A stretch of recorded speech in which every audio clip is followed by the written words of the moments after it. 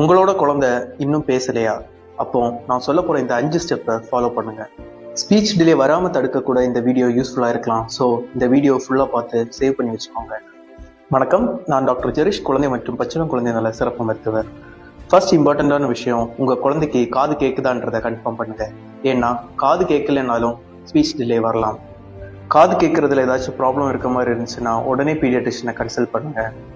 ரெண்டாவது விஷயம், உங்க குழந்தைக்கு கூட இருந்து ஃபேஸ் டு ஃபேஸ் பார்த்த மாதிரி பேசுங்க. உங்க வாய் அசைவு பார்த்தே அவங்க பேச ட்ரை பண்ணுவாங்க. ஸோ நீங்க எவ்வளவு நேரம் உங்க குழந்தை கூட டைம் ஸ்பெண்ட் பண்ணி அவனை ஃபேஸ் டு ஃபேஸ் பார்த்து பேசுறீங்களோ அந்த அளவுக்கு அவன் சீக்கிரம் ரெக்கவர் ஆகி வருவான். மூணாவது, எக்ஸசிவ் ஸ்க்ரீன் டைம்னாலையும் ஸ்பீச் டிலே வரலாம். ஸோ எவ்வளோ ஸ்க்ரீன் டைமை கம்மி பண்ண முடியுதோ அந்த அளவுக்கு நல்லது. நாலாவது, அவங்க ஆக்ஷன் காமிச்சு நம்மள்ட்ட கேட்குற பொருளை அதோட பேர் என்னன்னு நீ சொன்னாதான் அதை தருவேன் அப்படின்ற மாதிரி சொல்லி அவங்கள என்கரேஜ் பண்ணலாம். இந்த மாதிரி செய்யறது மூலம் அவங்க அட்லீஸ்ட் கொஞ்சமாச்சும் ட்ரை பண்ணுவாங்க பேசுறதுக்கு.